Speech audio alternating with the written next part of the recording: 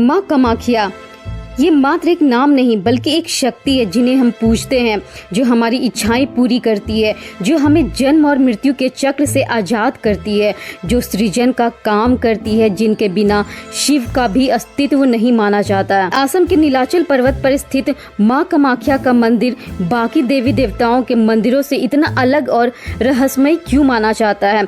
आखिर क्यों इन्हें एक अलग ही स्वरूप में पूजा जाता है? और आखिर क्यों बगल में ही बहने वाली ब्रह्मपुत्र नदी का पानी कुछ दिनों के लिए बिल्कुल लाल हो जाता है? और यहाँ लगने वाला मेला, जिसे अंबुबाची मेला कहा जाता है, वो दुनिया भर के लिए इतना महत्वपूर्ण क्यों माना जाता है? और सबसे रहस्यमयी बात ये कि क्यों तांत्रिकों की साधना इसी वक्त खास मानी जाती है? इन सबसे अलग अगर हम सटल एनर्जी की बात करें तो कैसे हमारे शरीर में मौजूद चक्रास इस मंदिर में मौजूद चैतन्य से प्रभावित होते हैं और हमारा शरीर कैसे रिएक्ट करता है, जो कि इस टॉपिक का बहुत ही महत्वपूर्ण हिस्सा होने वाला है। इन सभी प्रश्नों का उत्तर आज हम इस वीडियो में जानेंगे। इस वीडियो में आगे बढ़ने से पहले मैं ऋतु विद्या की ऑथर सीनू जोसेफ मैम को बहुत बहुत धन्यवाद करना चाहूँगी, जिनके कारण मैं ये वीडियो बनाने में सक्षम हो पाई हूँ और जिनके कारण मुझे ऐसे कई सारे सवालों के जवाब मिले जिन्हें मैं ढूंढा करती थी।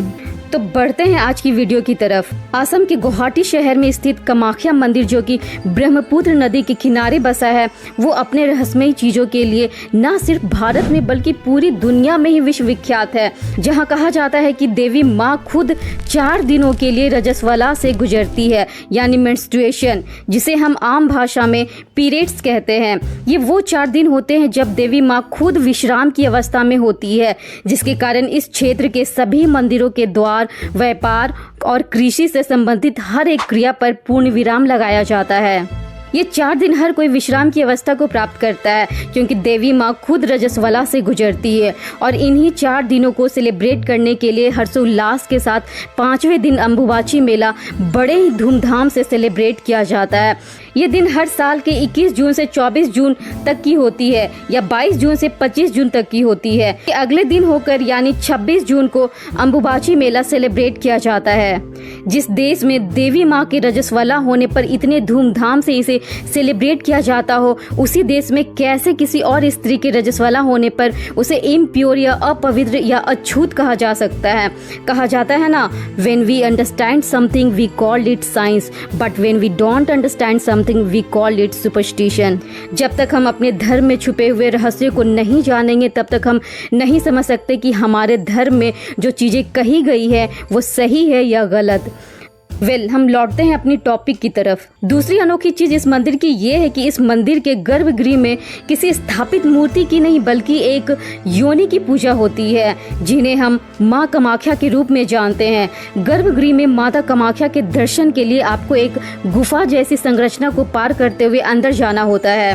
गर्भगृह में पहुंचने से पहले एक हॉल की मौजूदगी है, जिसके दीवारों पर अलग अलग तरह की मूर्तियां उकेरी गई है। उन मूर्तियों में से एक मूर्ति 3 सरों वाली देवी लाकिनी की होती है, जो कि मणिपुर चक्र पर काम करती है। सट चक्र निरूपणा के अकॉर्डिंग देवी लाकिनी एक उग्र शक्ति के रूप में मानी जाती है, जिन्हें खाने में पके हुए चावल, दाल और मांस यानी मीट पसंद है। तो क्या जितनी भी बलि दी जाती है वो इनके बेनिफिशियल के लिए होती है? A big question mark. ऐसा कहा जाता है कि बलि देने वाले जानवरों की एनर्जी को हायर बीइंग में ट्रांसफर किया जाता है, इसलिए बलि देने से पहले मंत्रों को रिसाइट किया जाता है, जिसमें स्पेसिफिक डेटी से आह्वान किया जाता है कि इसके एनर्जी को अपर बीइंग में ट्रांसफर किया जाए, यानी उसका अगला जन्म इंसान के रूप में हो, जो कि मोक्ष प्राप्ति का एकमात्र द्वार माना जाता है। जैसे ही हम गर्भगृह पहुंचते हैं तो हमें वहां योनि के रूप में स्थापित माँ कामाख्या के दर्शन होते हैं। योनि की लंबाई 1.5 फीट है, जबकि चौड़ाई 1 फीट है। योनि से बहती हुई जल की धारा का स्पर्श होना एक अलौकिक शांति का अनुभव कराता है। ये दर्शन अपने आप में बहुत ही भव्य और भाग्यशाली माना जाता है और कहा जाता है यहाँ आने वाले हर एक भक्त की मनोकामना पूर्ण होती है। ऐसी मान्यता है कि जिस स्त्रियों को शादी के बाद बच्चे नहीं होते हैं, उन्हें इस टेम्पल को जरूर विजिट करना चाहिए, क्योंकि ये मंदिर स्पेसिफिकली स्वादिष्ठाना चक्र को एक्टिवेट करने के लिए विश्व विख्यात है। कैसे मंदिर नहीं है जहां देवी माँ को योनि के रूप में पूजा जाता है, बल्कि उसी नीलाचल पर्वत पर 10 महाविद्यास के कई सारे मंदिर मौजूद हैं जिनमें डेटी की पूजा योनि के रूप में ही की जाती है। उन सभी 10 महाविद्यास के नाम हैं काली, तारा, त्रिपुरा सुंदरी, भुवनेश्वरी, भैरवी, चिन्मस्ता, धूमवती, बगलामुखी, मतंगी और कमला। और ये सभी मंदिरें भी अंबुबाची मेला के दौरान बंद रहती हैं। पर मैं एक छोटा सा पॉज लेना चाहूंगी और आपसे रिक्वेस्ट करना चाहूंगी कि अगर आपको ये वीडियो अच्छा लग रहा हो और आपको कुछ सीखने को मिल रहा है तो इस वीडियो को जरूर लाइक एंड सब्सक्राइब करें। तो बढ़ते हैं आगे टॉपिक की तरफ। माँ कामाख्या के 4 दिन की रजस्वला को 5वें दिन बहुत बड़े उत्सव के रूप में सेलिब्रेट किया जाता है, जिसे अंबुबाची मेला कहते हैं। इस महा उत्सव को सेलिब्रेट करने के लिए दुनिया भर से लोग आते हैं और माँ कामाख्या का दर्शन करते हैं। 4 दिनों के लिए मंदिर का द्वार बंद करने से पहले माँ कामाख्या के योनि को कपड़े से ढक दिया जाता है और जैसे ही 5वें दिन द्वार खुलता है तो वो कपड़ा पूरा का पूरा लाल हो चुका होता है। साथ ही साथ ब्रह्मपुत्र नदी का पानी भी लाल हो जाता है। कुछ लोगों का कहना है कि ये इसलिए होता है क्योंकि उस एरिया में iron, mercury sulphide, red mineral जैसी चीजों की रिचनेस काफी ज्यादा है। लेकिन इस स्टेटमेंट पर एक बहुत बड़ा क्वेश्चन मार्क लगता है कि ये सिर्फ उन दिनों ही क्यों होता है, बाकी दिनों ये चीजें क्यों नहीं देखने को मिलती। ये अद्भुत और अद्वितीय नजारा सभी के लिए एक रहस्य बनी हुई है। इस लाल कपड़े के एक टुकड़े को लेने के लिए लोग हर कीमत चुकाने को तैयार होते हैं, क्योंकि कामाख्या मंदिर में प्रसाद के रूप में सबसे अहम वस्तु यही वस्त्र मानी जाती है। लेकिन कहीं ना कहीं एक आम इंसान के दिलो दिमाग में ये बात जरूर रहती है कि माँ कामाख्या का मेंस्ट्रुअल साइकिल से गुजरना और उसे सेलिब्रेट करना ये कुछ भी नहीं बल्कि एक अंधविश्वास है, यानी सुपरस्टिशन है। देन वे अगर मैं आपको ये कहूँ कि ये सुपरस्टिशन नहीं है बल्कि ये एक प्योर साइंस है जो कि एक स्त्री के सटल एनर्जी यानी सूक्ष्म ऊर्जा को दर्शाती है, देन व्हाट विल यू से? Okay, let me explain. हम सभी जानते हैं कि भारत में ग्रीष्म ऋतु यानी समर की ड्यूरेशन अराउंड मिड मई से मिड जुलाई तक की होती है, यानी हिंदी में कहा जाए तो द लूनार मंथ्स ऑफ ज्येष्ठ एंड आषाढ़। ये वही वक्त होता है जब अग्नि और वायु अपने चरम सीमा पर होती है। अगर हम एक स्त्री की बात करें तो जब वो मेंस्ट्रुएशन से गुजरती है तो उस वक्त उसकी बॉडी में पित्त दोष और वात दोष आम दिनों से कहीं ज्यादा होता है, जो कि पृथ्वी में मौजूद अग्नि और वायु को रिप्रेजेंट करती है। ये समयकाल धरती माँ को भी मेंस्ट्रुएशन लाइक इन्वायरमेंट में डालती है। 21 जून को अंबुबाची मेला सेलिब्रेट करना कोई कोइंसिडेंट नहीं बल्कि एक साइंस है जिसे शायद हम लोगों ने कभी नोटिस करने की कोशिश ही नहीं की। 21 जून ये वो दिन होता है जिस दिन सूर्य अपने हाईएस्ट पोजीशन पर होता है। इसे साल का सबसे गर्म और सबसे लंबा दिन कहा जाता है। इसे हम समर सोल्स्टाइस के रूप में भी जानते हैं और यही दिन होता है यानी 21 जून जिसके बाद एक स्त्री अपने मेंस्ट्रुअल साइकिल में एक बहुत बड़े शिफ्ट से गुजरती है। यानी अगर एक स्त्री के पीरियड समर सोल्स्टाइस के पहले अमावस्या के नजदीक के दिनों में हो रहे हैं तो समर सोल्स्टाइस के बाद यानी 21 जून के बाद से उनके पीरियड्स धीरे धीरे पूर्णिमा यानी फुल मून की तरफ शिफ्ट होने शुरू हो जाते हैं। अगर मैं अपने एक्सपीरियंस की बात करूं तो मैंने एग्जैक्टली ये तो नोटिस नहीं किया, लेकिन हाँ इस चीज़ को ज़रूर मैंने रियलाइज़ किया है कि अगर मेरे पीरियड्स फॉर एग्जांपल महीने के 7 तारीख को हैं तो वो धीरे धीरे शिफ्ट होने शुरू हो जाते हैं, यानी अगले महीने 2 या 3 दिन आगे की तरफ शिफ्ट हो जाते हैं, जो कि कुछ महीनों तक कंटिन्यू चलता है और कुछ महीने बाद पीछे की तरफ शिफ्ट होने शुरू हो जाते हैं। So when I read this book I was completely shocked, क्योंकि इस बुक में मैंने उस साइंस को पढ़ा जिस चीज़ को मैंने अपने लाइफ में एक्सपीरियंस किया। इसे हिंदी में उत्तरायण से दक्षिणायन की तरफ मूव करना बोलते हैं और इसी चीज को कल्चर के रूप में माँ कामाख्या टेम्पल में हमें देखने को मिलता है, जिसे हम मदर अर्थ भी कंसिडर कर सकते हैं because all manifestation of goddess comes from the same source. तो अंबुबाची फेस्टिवल ना सिर्फ एक उत्सव है बल्कि एक प्योर साइंस को रिप्रेजेंट करता है, जो कि एक रिमाइंडर होता है स्त्री के लिए कि उनका मेंस्ट्रुअल साइकिल अब शिफ्ट होने वाला है। So have faith in your Dharma because it can teach you the ultimate truth of Cosmos.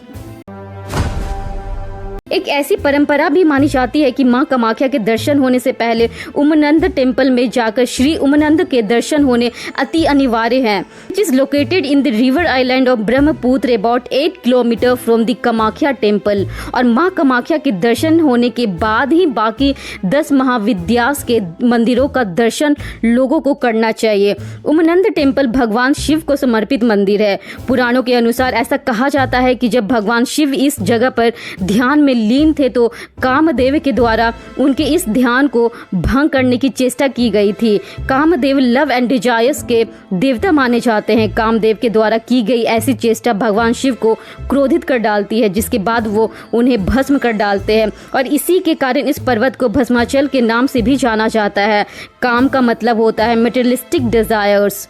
ये मंदिर शरीर में मौजूद मणिपुरा चक्र को एक्टिवेट करती है, जिसे ऊपर के चक्रास तक पहुंचने का द्वार माना जाता है, जो इंसान को स्पिरिचुअल बनाती है और ऐसे डिजायर्स जो उसे गलत राह दिखाते हैं उन्हें कंट्रोल भी करती है। इंसान की हजारों इच्छाएं होती है, लेकिन उनमें से कुछ चुनिंदा इच्छाएं ही होती है जो उसे एक्चुअल में चाहिए होता है। जैसे ही मणिपुरा चक्र एक्टिवेट होता है वो उन्हीं चीज़ों पर ही टिक पाता है जो उसे एक्चुअल में चाहिए होता है और इसके बाद जब वो कामाख्या टेम्पल जाता है तो उसकी इच्छाएं पूर्ण होती है। माँ कामाख्या के दर्शन के दौरान मंत्र उच्चारण भी किया जाता है, जो कि इस दर्शन को और भी पावरफुल बनाता है। यहाँ आने वाले हर एक इंसान का अपना एक अलग एक्सपीरियंस होता है, इसलिए हम देखते हैं कि कामाख्या माँ को लोग अलग अलग स्वरूप में डिफाइन करते हैं। जहाँ कुछ लोग अपने शरीर के स्वादिष्ठाना चक्र को एक्टिवेट होते हुए एक्सपीरियंस करते हैं, वहीं कुछ लोग अपने विशुद्धि चक्र को एक्टिवेट होते हुए एक्सपीरियंस करते हैं या मणिपुरा चक्र को। हर लोगों का एक्सपीरियंस एक दूसरे से बिल्कुल अलग होता है, इसलिए तो इसे इतना अनोखा और इतना अद्भुत माना गया है। अब सवाल यहाँ ये उठता है कि यहाँ योनि की ही पूजा क्यों होती है? क्यों बाकी मंदिरों की तरह यहाँ देवी देवताओं की मूर्तियों की पूजा नहीं होती? जब हम अपने हिंदू स्क्रिप्चर्स का अध्ययन करते हैं तो हमें पता चलता है कि ये कहानी भगवान शिव और माता सती से जुड़ी हुई है, जो कि कुछ इस प्रकार है। सती ने भगवान शिव से विवाह अपने पिता राजा दक्ष के खिलाफ जाकर किया था, जिसके कारण राजा दक्ष शुरू से ही भगवान शिव को पसंद नहीं करते थे।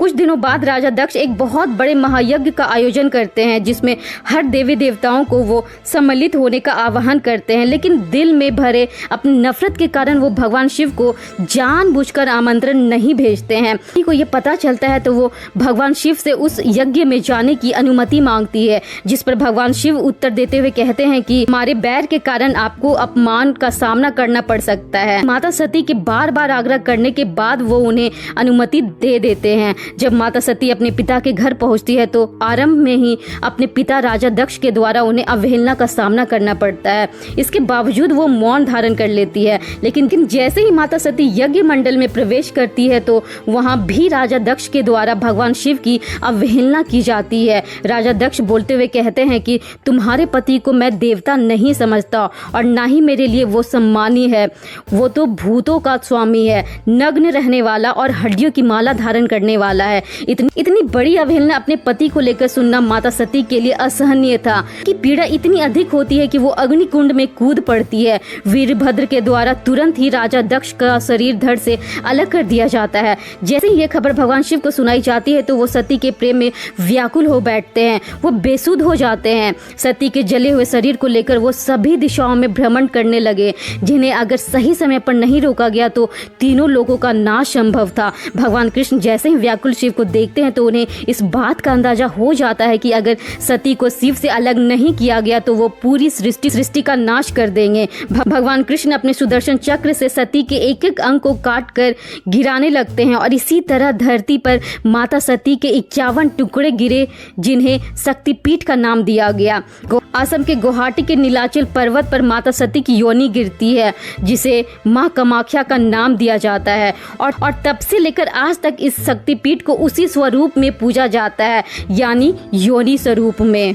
योनि एक स्त्री के शरीर का वो भाग होता है जो सृजन का कारक बनता है। माँ Kamakhya is the one who is the driving force behind creation. माँ कामाख्या को हम अलग अलग स्वरूप में भी जानते हैं। माया के रूप में भी जानी जाती है, महामाया यानी शक्ति। श्री कलिका पुराण के अकॉर्डिंग वो महामाया ही है जिनके सामने ब्रह्मा, विष्णु और महेश नतमस्तक होते हैं, क्योंकि वो महामाया ही है जिनके कारण ब्रह्मा में राजसिक क्रिएटिव फोर्स होती है, विष्णु में सात्विक प्रिजर्वेटिव फोर्स होती है और शिव में तामसिक डिस्ट्रक्टिव फोर्स होती है।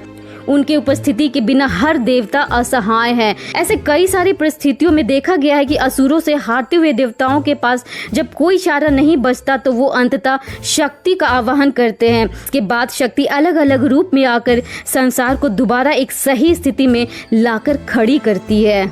ऐसा माना जाता है कि जब एक स्त्री मेंस्ट्रुएट करती है तो अपने सराउंडिंग्स में मौजूद प्राणा को अपने तरफ अब्जॉर्ब करती है।